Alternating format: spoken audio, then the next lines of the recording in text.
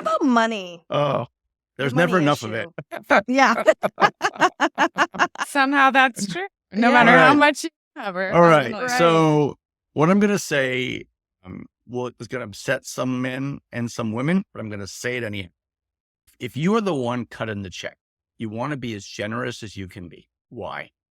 Well, first of all, it's the right thing to do. Second of all, is if you have kids, you want your kids to be comfortable in both homes. Yeah. Okay. And you don't want your ex to struggle. All right. One thing people don't think about a lot when they get a divorce is you're going to be having conversations with your kids when they're adults. And you want to be able to look at them in the eye and say, times were tough, but I did this for your dad. Times were tough, but I did this for your mom. And that's really powerful, everybody. All right. The other thing I'm going to tell you about money that's really interesting just came from a very powerful therapist. So it's very common that the one writing the check sees how their former spouse is spending the money and disagrees. Right. All right. See that all the time. So that's not your job.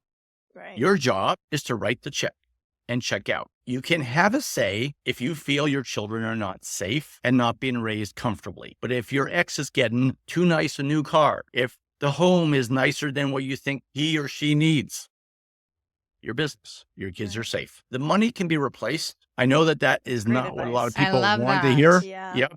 The way you want to look at it, it's like a fence. On the other side of the fence is the rest of your life. Mhm. All right. And you're on this side of the fence. The faster you can get onto the other side of the fence and start living the rest of your life, finding yourself a new partner, setting up your new home, the better. And if that quick settlement, maybe paying a bit more than what you want to pay, shortens that space and gets you over that fence 4, 5, or 6 months earlier, it's great. Take it.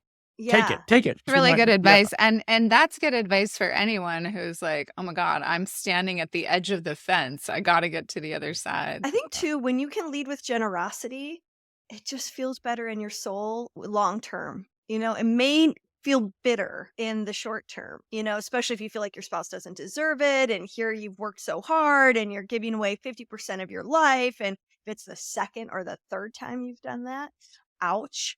That's hard. That is hard. Yeah. I think we should say something about the mindset of the one who's also getting that generosity. And to be able to be in the receivership of that, regardless of your hurt or your bitterness or anger at the time. Notice that, take that in, acknowledge it. If you have it in your heart to validate it, to acknowledge your partner and say, thanks, you could have made this harder.